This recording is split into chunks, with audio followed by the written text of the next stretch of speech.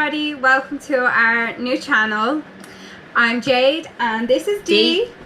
Hey all. So this is our new channel and it is the Unbelievable Crime Files, and today's case is about Albert Fish, and he is one of the most vile, gruesome serial child killers. In no way do we mean any disrespect towards any victims, their families, or anyone else that's mentioned within this case. This video is for educational purposes, and all content within our videos can be found on the internet. Yeah. And we will break down the content in over maybe 4 or 5 series apart, just to allow all the content and information that we have gathered to be spread out. Yeah, to be spread out and to be put in, so that we're not missing out on anything. But if there is any information that you think we may have gotten wrong, or that you may think you have more information on it, please send us a link and we will be sure to have a look at it and add it in. And please leave a comment. We would be happy to put it into part 2. And you've got any evidence of what you're trying to put across, put a link in the description box for that as well, so we can have a look, and if needs be we will rectify it on the next video. Also, don't be afraid to ask any questions, as we do love questions and they will be answered in part 2 of this mini series. We would also like to point out that everybody is entitled to have their own opinion, and I'm sure there will be a couple of you out there that will have some very strong opinions, including our own. Yeah. But we're just going to ask that you don't turn yourself into becoming a keyboard warrior, because that's not going to be tolerated. It's just disrespectful. Everybody is entitled to their own point of view. And if there is any extremely hurtful and disrespectful comments, you will be deleted and blocked, because it is not good sportsmanship, and we would like to think disrespect. Like, yeah, let everybody have their say in it. Everybody will have something to say about this case. We would like to think that you will be mature enough about this not to insult and disrespect other people's opinions. Disclaimer. I know a lot of you do it, like watching a lot of videos out there with your children, but for this video we are going to highly recommend that you do not do this. Send your children to bed if it's bedtime. Send them out to play, send them to a neighbour's or a friend's party, but don't let them watch this. The content within this video is vile. This guy gave the Boogey Man a face. He is the stuff that nightmares are actually made of. Yeah. This case has every trigger you can actually think of. And more. Yeah. The children are the main part for this case. But if it's a case that you don't like to hear about children being hurt, whether it be foul play, whether it be anything else around children, then this is definitely not the case for you. We will be talking about other cases that have nothing to do with children whatsoever, so that might be a better video for yourself. If it is, press stop now and we will see you over there with that case. But if you're staying here, good on you. Take a deep breath. Trigger references will be down to rape. Now, we're not going to get into any specifics about rape. It just means the word rape will be mentioned. And murder. A lot of murder. Sexual references. And I think he's down for what, 18? All 18 sexual references you can actually think of in the books. I think he's the only one in history so far that has 18 of these sexual references. There will also be self-harm mentioned, cannibalism, graphic and lewd letters to women, and his confessions to families. Now, we will be putting a stamp on screen if you want to skip that part when we read the letters, and I will highly put out there that these letters are extremely disturbing and upsetting. Yeah. We found it hard enough to try and just read through them. Yeah. And we when we were recording the letters Jade wrote down in one of them. Not saying that I wasn't affected by it, but I was. I just found it very hard to read some of the lines that it's something I wouldn't even dream of actually writing or even reading. Yeah. But the letters took us by surprise. It hit a very strong nerve. Yeah. Mental health issues. And this can't be stressed enough. Most people out there do suffer with mental health issues, but they don't go around and commit violent acts like some people do. They would suffer silently and find a way to deal with their own situation. But we don't want mental health used as a discrimination. Yeah. Any of us can suffer with mental health, and what we need to really do is remove the stigmata of mental health, and that's all attached to it. And seek help. We'll just give you a quick read down of what it will be that, or who we will be talking about within this section of the video. The next set is victims that have actually been confessed by Fish himself, and we start off with Thomas Kedden. He was aged 16. He was tortured and the outcome is unknown. An unknown intellectual impaired boy Who was stabbed with an unknown outcome. Francis McDonnel, aged 8. He was murdered. Billy Gaffney, aged 4. He was murdered. Grace Budd, aged 10. Also murdered. The next set of cases is to do with the Brooklyn vampire. Now, Detective King actually suspects that Albert Fish was the Brooklyn vampire, so these names have been put forward as suspected. We have Emma Richardson, age 5. He was also murdered. Emal Ailing, age 4. Also murdered. Robin Jane Liu, age 6. Also murdered. Then we have Yetta Abramowitz. I think that's how you pronounce it, but I will write the word on the screen. Somebody else might be able to tell us what the word is and pronounce it properly. And she was aged 12. Also murdered. Then we go on to Mary Ellen O'Connor, age 16. Also murdered. Benjamin Collings, age 17. Also murdered. Helen Stella, age 6. Also murdered. The other victims is which Albert Fish actually confessed to, which is Beatrice Kiel, aged 8. She escaped. Cyril, Quinn, and his friend. They escaped. Edward Budd, age 18, and his friend Willie. Escaped. This is it's a hard case, like, you know, like it's very upsetting. An unknown coloured by Escaped. Yeah, as we go through Fish's timeline of more events, you will get to know more about his victims, and we'll give what information we could find about each victim. Now, because this case was over a century ago, there is some of the names that we cannot find any information on how they were killed or anything about their details. We only have names and ages at this moment. Who was also known as the Grey Man, the werewolf of Wisteria, the Brooklyn Vampire, the Boogey Man, and a Moon Maniac. Some people might not know what a Moon Maniac is out there, so we will put it clear. A Moon Maniac is actually somebody who commits crimes or becomes crazy on the night of a full moon.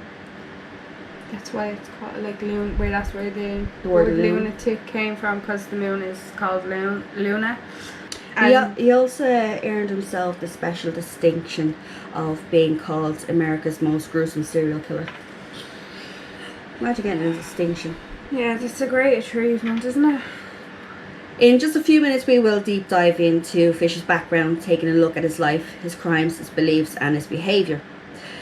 But we'd also like to point out that within this video we do actually have a letter that was written to Mrs. Shaw by Fish himself.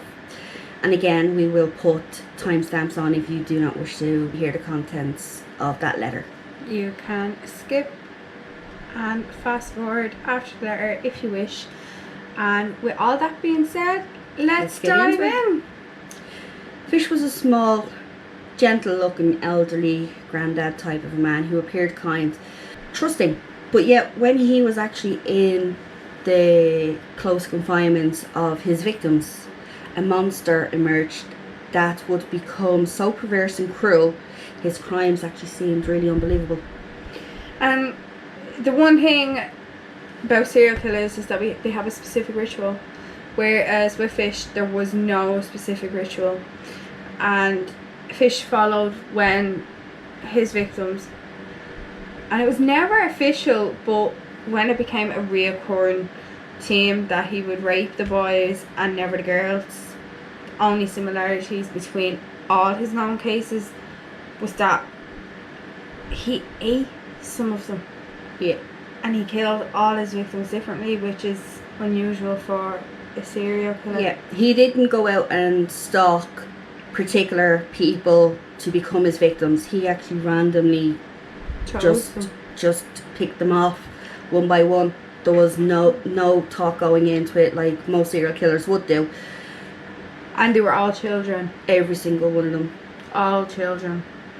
His motive is sexual gratification, and with the writing of the letters and the taunting that he does within those letters, it shows that he has no remorse for anything that he has done or is actually willing to do. Fish was actually a suspect for at least 5 murders during his lifetime, and he confessed to 3 that police were able to trace to a known homicide, and he confessed to stabbing at least 2 other people. These crimes were committed a century ago, and it just makes you wonder how a human being could be so cruel. He has gone down in history for the vilest confession letters ever written. Fish then goes on to actually start boasting that he has children in every state, and he goes on to quote, "I like children. They are tasty." End quote. His number of victims were actually up in the hundreds. However, it is not known whether he was referring to molestation or if he was referring to rapes or murder or cannibalization, nor is it known that the statement is truthful. But what we do know is Albert Fish was found guilty of the murder of 1 child. He was also guilty and confessed to the murder of another 3 children, but denied anything else that was put on the table in front of him. Yeah.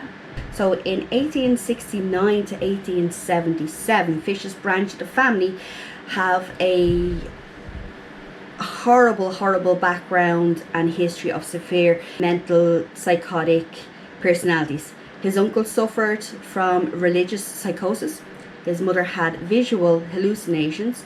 His brother was sent to a mental asylum, and his sister also suffered from mental afflictions, which is actually punishment and atonement for sins.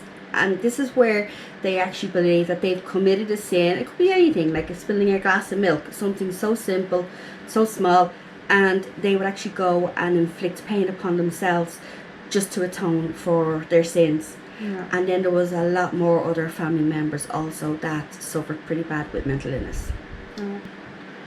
1870, on May 19th, in Hamilton Howard, Fish was born in Washington, D.C.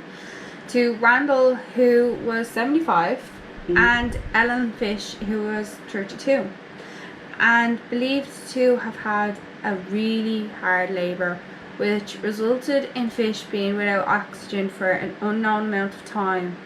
We all know from having babies, and I'm sure a few of you out there know that if a baby is deprived of oxygen for any amount of time, there could be any number of results from having lack of oxygen, because we know oxygen is pretty important to all of us.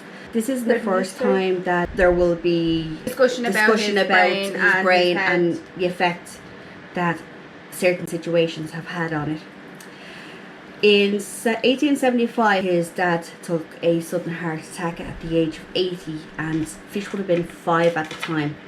And he was placed in St. John's Orphanage in Washington under the care of the Sisters of the Holy Cross and the Catholic Church. Due to his mother's illness and having no job, this is why he was placed in the confinements of the orphanage. He sang soprano in the choir, was beaten by the staff and by other boys.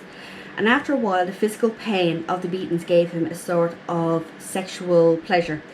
He would actually get an erection halfway through his beatings. He was only a kid. I just can't believe that would happen to a 7-year-old. It just doesn't make sense. It's disturbing. We know children today are more mature compared to, say, some of us at that age, but for the details he gives, it just doesn't add up. It's really disturbing. It's like one of those cases where you would say monkey see, monkey do type of thing. So he would have to have seen some of these type of things actually end up carry out and do exactly the same. He learned how to lie, beg and steal, and went on to quote, "I saw so many boys whipped, it ruined my mind. I was there till I was nearly 9. And that's where I got started wrong. We were unmercifully whipped.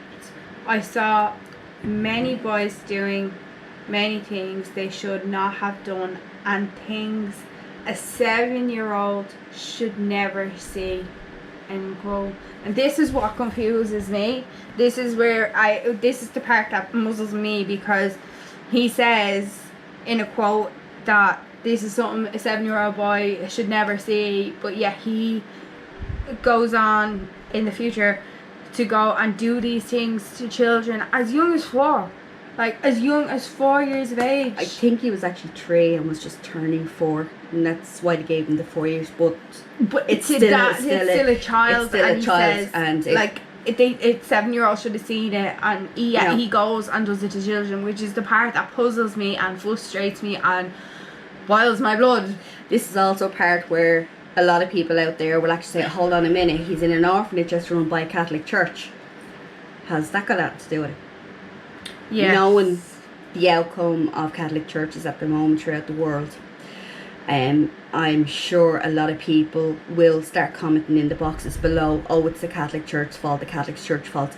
Please don't get hung up on that, because everybody is entitled to their own opinions, yes, but it doesn't mean just because he was in a Catholic Church this is why he did it. There is no proof that the Catholic Church was a result of it, and I haven't found any information that he was actually sexually assaulted by any nuns or by any priests in any of the information. Be released anyway, because he would have said it in his confessions. The Catholic Church, they covered up everything. No, I reckon he would have told Detective King but I reckon even if he did say it in a confession, they would have been made cover it up with the church, because at the end of the day, all the church covered up a lot of things for over the years. True, but like I said, that is my opinion yet again. That is my opinion. So don't attack me, but that is my opinion. Okay, so we move on. 1877, at the age of 7, he fell out of a cherry tree and suffered severe concussion, resulting in constant headaches and dizziness, and a pronounced stutter that seems to have disappeared as he got older in his life. Yeah, he grew out of his stutter. Now, I think the other thing as well, when it comes to stutter, now and again, having children, if you tell a child to stop talking, now he is in an orphanage at this stage, so if you constantly tell a child to stop talking, the child will rush what they're trying to say out, and because they're trying to rush what they're saying, they end up stuttering over the words to try and get all the words out before they're told to actually stop talking. Yeah. So that's actually a proven medical fact, that don't ever tell your children to stop talking. Let them talk, because otherwise there is a huge chance they will end up with... just tells their children to stop talking. True. Okay, so we'll move on then. In 1888, when Albert was 10... 1880. Oh, sorry. There's so much content that Yeah. dates just And there's a lot of dates. They all just seem to mingle together. But And there's a lot of them. 1880. When Albert was 10, his mother attained a government job. And she reunited back with Albert because she now had enough money to take care of him. Now this is where it starts to turn. 1882, at the age of 12, Fish had a clandestine relationship with another 12-year-old boy who he was actually a telegraph boy. It's just a phone. Somebody loves me. As we're saying there, sorry about that, he had a clandestine relationship with another 12-year-old. Now this 12-year-old introduced him to all sorts of new sexual desires and fantasies, and I'm going to actually have to read these words because I don't know how to pronounce half of them the right way, but I'm sure there's a lot of people out there that will get the gist of what the words are, because a lot of them are been used. And if you're into serial killer cases or any type of true crime, a lot of these words would actually pop up. Not all 18 in one case. I'm so sorry, though. I keep yawning. I'm so sorry. I forgive it. Am I that boring? No. Alright, so It's called being a mother. we will move on. So the sexual references in this one not sexual references, the sexual desires that he was actually introduced into was UROLAGNIA. I think we should have actually UROLAGNIA. tried to pronounce the words first. Anyway, that word, whatever it is the drinking UROLAGNIA, of, which is the drinking of urine. And COPROPHAGIA. Phagia? COPROPHAGIA. No, FHA is fa. COPROPHAGIA. Anyway, whatever it is, if someone could tell us the breakdown of it, it'd be great. But it is actually the eating of human feces. Can't cope. Nope, sorry. And then there's paraphilia practices. This is sexual preferences involving human excrement. As a young boy, he started to visit public baths at this stage and hang out around the changing rooms because he could be naked, and so could everybody else that he could see, want, or touch. And in 1825, at the age of 15, he graduated from school. After he graduated. I was actually shocked though. I would actually think that he would have pulled out of school a long time ago. Yeah, that's what I was actually shocked that he actually finished school and he actually graduated. Like I was actually really surprised. So at the age of 15, when he graduated from school, and he then changed his name because he got the nickname Ham and Eggs. Oh, because of the name being Hamilton. I don't know how ham Hamilton. and eggs. Like, how'd you get eggs out of Hamilton? I don't know, maybe he looked like an egg. Egghead? Hamilton. Ham and Eggs. Anyway, he changed his name. And this prompted the change of name to Albert, but also to honour his dead sibling. We know he used the name from then onwards. So from the age of 15 onwards, he was then known as Albert Fish.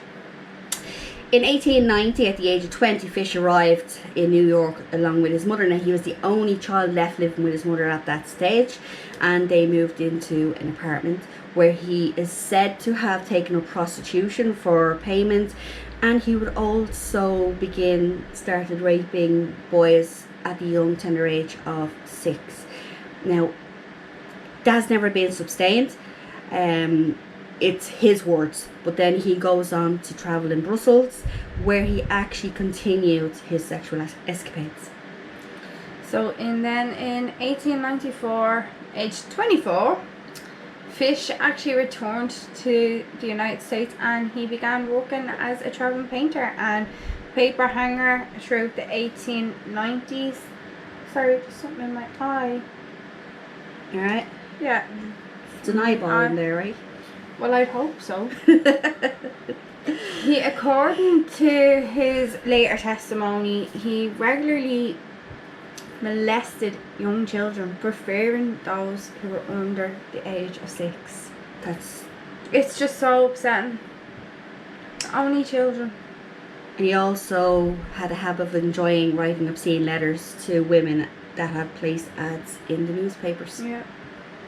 In 1898, a bout of force for normality was forced upon him by his mother, who had arranged a marriage for him to a 19-year-old girl by the name of Anna Mary Hoffman.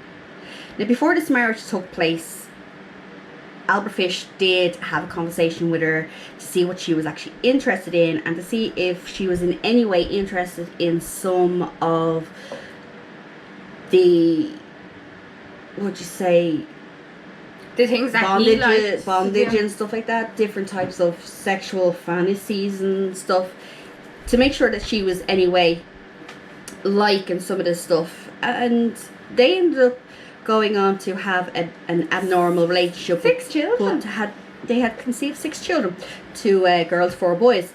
At the same time, he also maintained sexual relationships with a string of male lovers, each relationship being more violent than the last, to fulfill Fish's sadomasochism fantasies. Yeah. Did I get it right? And that big long word, sadomasochism, I think, is the giving and receiving of pleasure from acts involving the recipient or infliction of pain and the receipt of infliction of pain and humiliation. So tongue twisters. It is said a male lover took him to a wax museum where Fish was fascinated by a dissection of a penis. Oh. After that, he became obsessed with sexual mutilation, and it was this experience that developed him a fascination with the genital mutilation and castration for the rest of his life. Like, he would insert needles into a scrotum and penis in order to achieve sexual gratification. Now, like, or sexual satisfaction. Like, honestly, like, that, I just don't know how a person could get sexual satisfaction from satisfaction. It's so painful. Now, just for the people that are out there, don't start commenting down the box and coming for us. You can't comment in the box, but nice comments. But what I'm trying to say here is, we're not laughing because we find this funny. We're laughing because it's actually very nerve-wracking to say all of this in front of a camera, and to try and explain to you exactly what he did. But at the same time, we're cringing at nearly every sentence that we actually say, because some of these acts are so horrific. They're beyond heinous crimes. Yeah, it's just they don't seem... It's unimaginable, like, do you know what I mean? It's really unimaginable, because you're sitting there and you're like, how could a person actually insert needles into their scrotum or their penis for satisfaction? Where you're kind of going... Even the thoughts. Just the thoughts. And I'm not a man. I'm not a man. I'm a full-blown female. No, definitely not a man. Had a baby. But the thoughts of just doing that alone, it goes beyond words. Anyway, we'll continue anyway. He is said to have continued molesting children, mostly boys younger than the age of 6, as we were saying earlier on. But the hard-working family could no longer keep the monster within, or the darkness at bay. Yeah, so in 1903 then, Fish's mother died, and Fish began to rack up a criminal record that included grand larceny, and was arrested for embezzlement and sentenced to Sing Sing prison. Now, while in Sing Sing prison, he did have regular sex with other men, and after the release, his children did notice that his behaviour became increasingly bizarre. Fish, they would say, was a regular churchgoer, knew all the books of the Bible, and said grace at every meal. He would regularly hear voices and claim that he was receiving messages from Apostle John. He was also convinced that he was being directed by Christ to castrate little boys. A religious fanatic. A religious fanatic attempted to justify his horrendous actions through Bible scripture. Fish travelled the US for work. Wherever work was where he had gone. And that was the perfect job, according to him, in his eyes. Because he had a habit of wearing painting overalls, and he was also naked whilst wearing these overalls. And he had two advantages to this. First, he was nude in seconds, and second, he would be seen by his victims in the painter's clothes. So later, if they could meet him on the street, they would not recognise him. So if he were found out, that he would just move to the other end of town or leave. He never returned to the same place twice. No. So I just don't understand, like, why move to the other end of town? Would you not still be found out if they know it's you? no, because he was wearing the painting overalls, and then when he changed, people didn't recognise him. It's amazing how he's saying that a painter's overall can completely change his whole look. Excuse me. Sorry. But I'm sure, being so young, a painter's outfit's a painter outfit to a child, so anybody in a painter's outfit, it's that person. Yeah. Unless they've got brilliant memories. But anyway. And also, like that, it was children he went for. Mm-hmm. Yeah, so younger children wouldn't actually Wouldn't pay much attention. In 1917, Fish had become seriously mental ill, and his wife had left him at this stage for their live-in lodger, who was also a handyman. Albert went on a tailspin. He was left with 6 children to look after at this stage, and according to the children, their mother had sent them to the movies, and when they got back, the house was empty, including the furniture. But when Fish returned that evening, he heard the children crying, and as he frantically ran from room to room, he had noticed there was absolutely nothing in the house, and she had actually taken the cooker and the fridge too. Why take the cooker in the fridge? I don't know, like, you know, at the end of the day, when you leave your kids with 6 children and you take a fridge and a cooker, like, at the end of the day, your children need to be fed and stuff, like, you know. Well, then she's just as guilty as he is then, because she would have known what he was into, because they had that discussion before they got married. So if they had that discussion, she knew he was into children, but yet left 6 young children at home in his care. Like, I know. And why take the furniture, not the children? I don't know. To me, sorry, but children to me are more precious than the furniture. Oh yeah, children come above anything. It just doesn't make sense. Take the furniture but leave the kids behind. No, but taking children. Comment in the box down below and tell us what you think on that situation. I could win the lotto and my child will come first, no matter what. But with that then, like, from this point, his paranoia took on completely new dimensions. Following her departure, he actually started to have auditory hallucinations, and in his confession, he actually recalled wrapping himself in a carpet and saying that he was instructed to do this by Christ.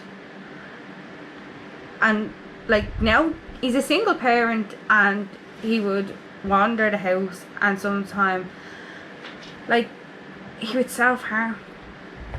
It baffles me. In front of the kids? In front of the children. Like, he would actually press multiple needles into his abdomen and whack himself with a nail-studded paddle. Even stuff wool drenched with lighter fluid into his anus and set it ablaze. Still can't get my head around that. No. I could just set it ablaze. I don't know. Seriously. Well, obviously it's possible, but you don't want to imagine it being possible because and we don't recommend anybody trying that. We don't recommend anybody trying any of the things that's been spoken about on this case, because it's beyond words.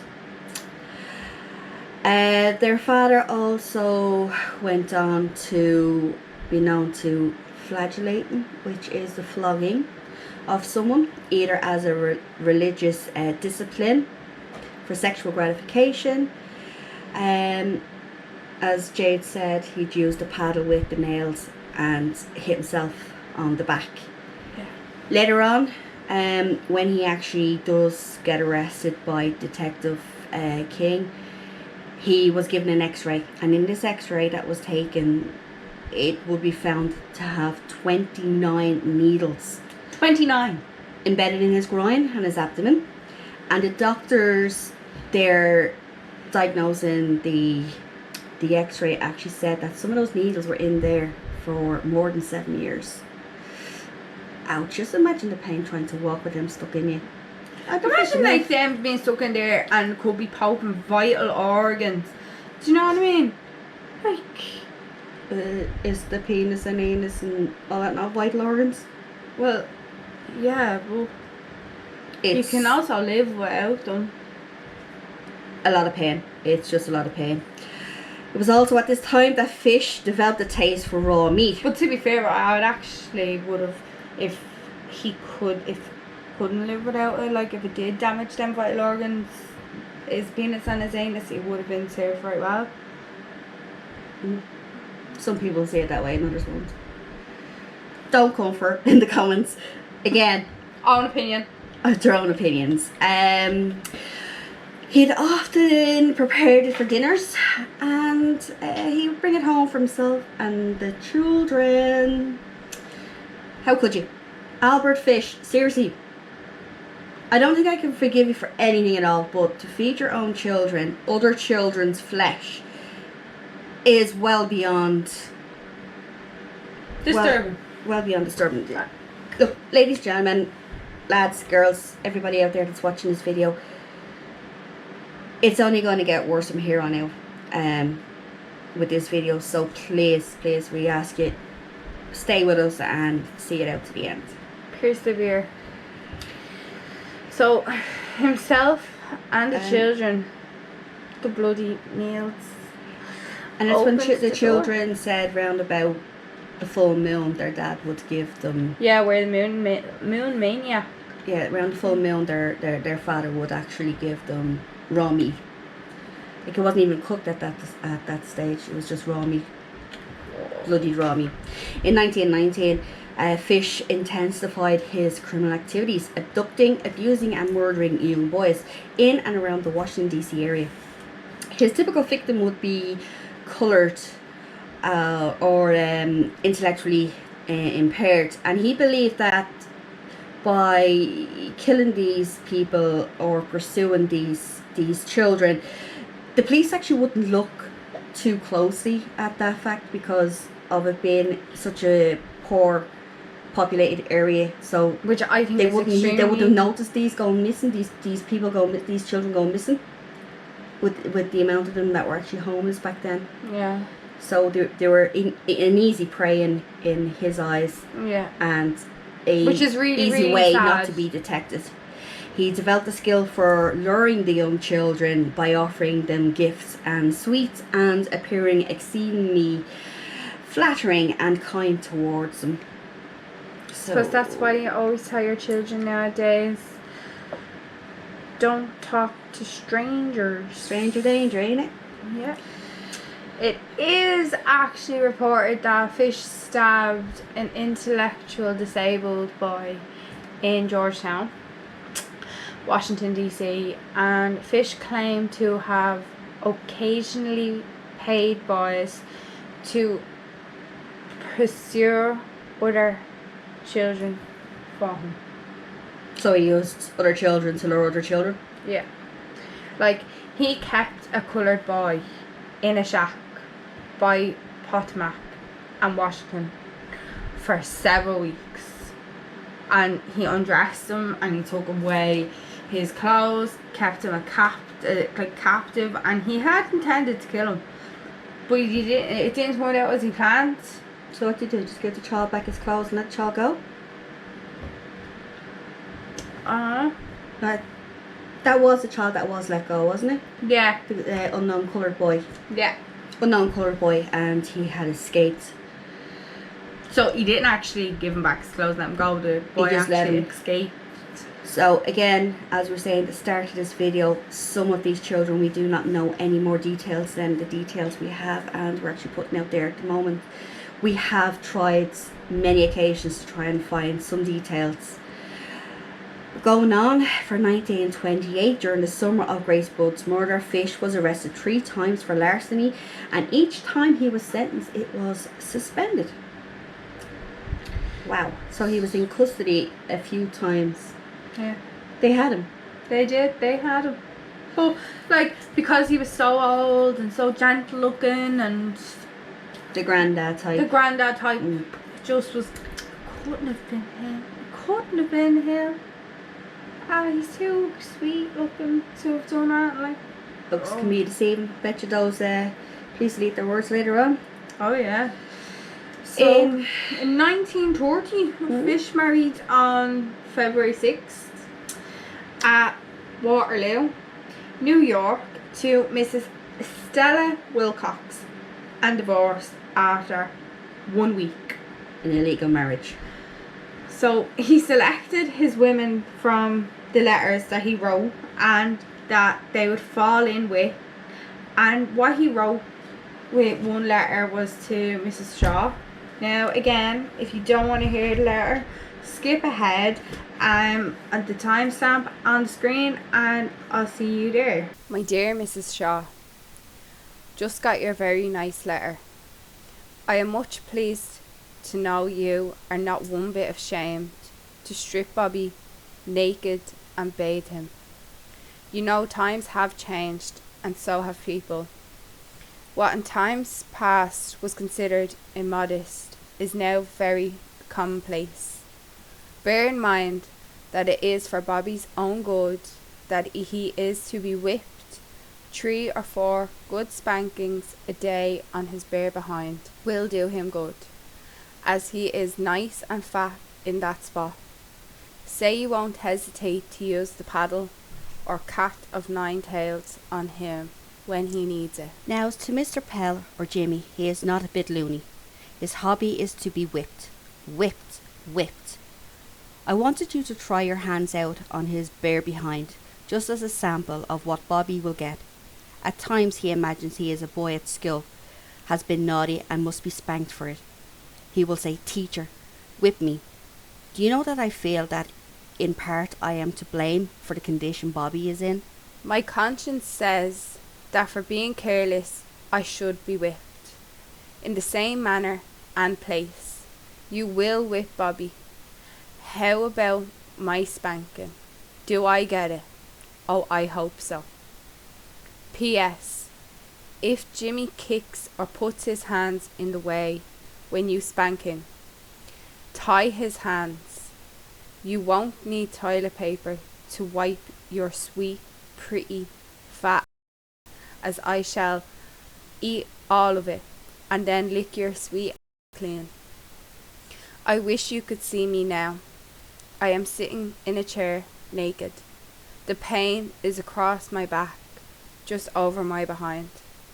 When you strip me naked, you will see a most perfect form. Yours, sweet honey of my heart. I can taste your sweet. You must pee in a glass, and I shall drink every drop of it. Tell me when you want to do number 2. I will take you over my knees, pull up your clothes, take down your drawers, and hold my mouth to your sweet honey fat and your sweet peanut butter as it comes out fresh and hot. So if you are interested, tell me how to reach your place by car. Robert. After reading that letter there, we are nearly coming to the end of this segment of the videos. So we're moving into 1930 and 1931. Fish was arrested 6 times on charges of vagrancy, larceny, violation of parole, and sending indecent literature through the mail. Didn't even think that was a crime. There you go. Seriously. In May, Fish sent the obscene letter, as we've just read out to you there, to an African American who answered the advertisement for a maid. So, following his arrest on December 15th, Fish was sent to Bellevue Psychiatric Hospital for his first ever psychiatric examination. His first one. Yeah, like his first psychiatric examination. Like, if you think about what he has done in the past, this is his actual first psychiatric And he's evaluation. he's nearly 64, 65 at this stage. Yeah. And it's his first one. And he was seen by 11 different psychiatrists who found him to be sane. Like, he was released 3 weeks later on a 6-month probation. Like, 11 different psychiatrists found him sane. I think the psychiatrists are the ones that are insane at this stage. Like, it's just it's beyond words. Like, and honestly, if I don't, like, it's genuine. It's just it's so blown away with how 11 psychiatrists look at this man. They say he's sane. If this stuff does not give you nightmares, then I don't know what does. Right, so we're going to leave it here for the moment, and we'll catch up again in part 2, which will drop in about a day or two. We won't leave you hanging on the cliffhanger too long. We'll get them out for you as quick as we possibly can edit them. And in the second part, I think we're going to look at the murders and attempted abductions, and another letter that he had wrote to Grace Bud's mother. This will be known as his Achilles heel. So stay safe and catch you in part 2. Bye.